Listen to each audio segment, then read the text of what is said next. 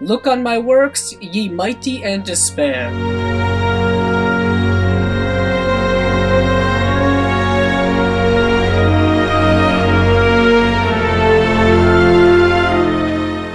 Alien Covenant is directed by Sir Ridley Scott and it is starring Katherine Waterston, Michael Fassbender, Billy Crudup, Danny McBride, and Demián Bichir. And before I get into this review, I just want to assure everyone there will not be any plot spoilers. This film is the newest film in the Alien franchise. It is a sequel to Prometheus and it is a prequel to Alien. It is part of the kind of prequel franchise that Ridley Scott is doing, all of it leading up to his original film from 1979, Alien. I also want to mention that I highly recommend watching both the original Alien film and Prometheus because there are a lot of things tying all of these films together. The events in this film take place about 10 years after the events of Prometheus, and this is all about the crew on the ship called the Covenant. They are journeying to a new world to colonize it, and along the way, complications ensue where they have to go to a new planet. But once they get there, as you may assume, bad things start to happen, and they are in for a lot more than they expected. This film is directed by Sir Ridley Scott. Ridley Scott is a very famous, very popular, and I would say rather iconic director. He has been making films ever since the 1970s. He has done 4 decades worth of filmmaking, and he is one of my personal all-time favorites, and I have an immense respect for him as a filmmaker. And I will have to say, this film is impeccably well made. There is great cinematography, great set design, the direction's fantastic.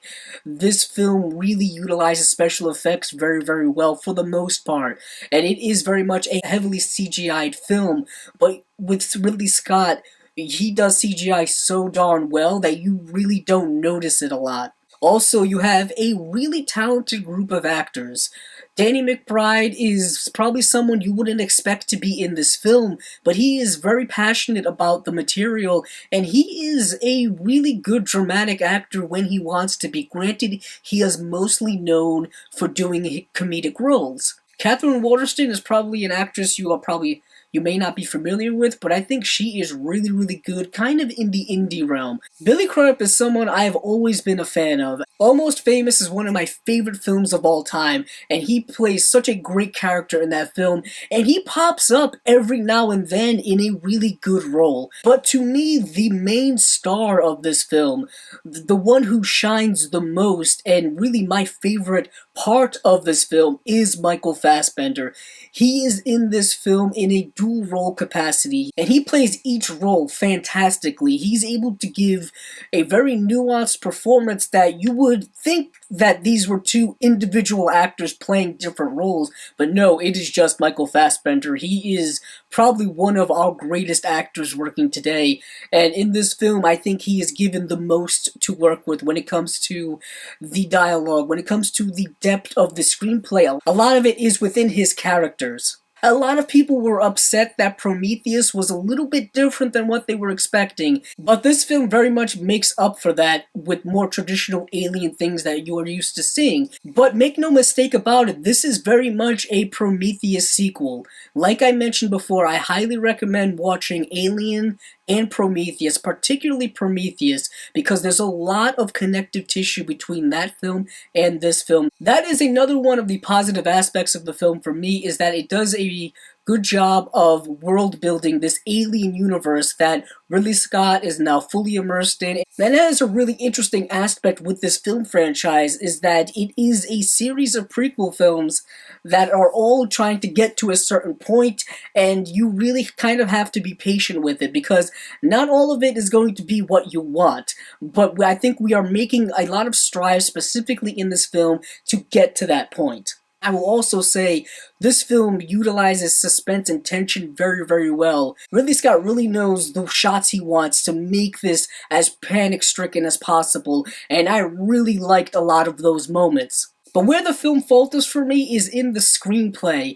There are a lot of things in this film that I found to be very lazily done, or very convenient, if you will. A lot of contrivance.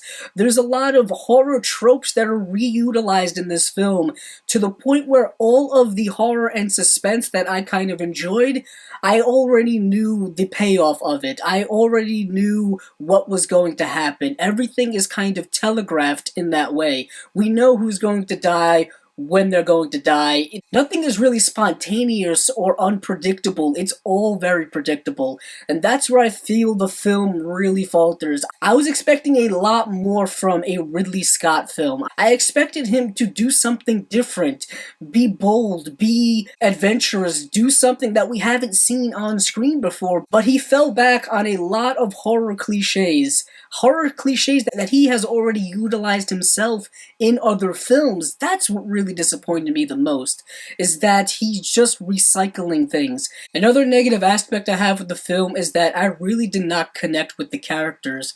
The characters really weren't very well written. There weren't a lot of depth to them. Even though the film did really try to give us a lot of emotional depth with them, it didn't quite work for me. One of the major problems I had with the film is that the film really didn't have as much depth to it as I wanted. This film really had the opportunity, I think, to dig deeper into certain elements that were proposed in Prometheus, but it did not. It kind of set those things aside for the most part to really capitalize on the horror film aspects. And I found myself disappointed in that, because there is depth within this film. It's just not fully explored in a significant way. So with all that being said, I'm going to give the film a 3.3 out of 5 stars. I really wish this film was more than what it was. I am rather disappointed with it to a certain extent, but I will say, if you are looking for a rather suspenseful horror film that's going to entertain you, I would definitely say check it out. Also, if you're a fan of the Alien universe, I recommend it, because I think you will be interested in seeing how Ridley Scott is advancing his Alien world. If you like this video, please check out the other videos on my channel.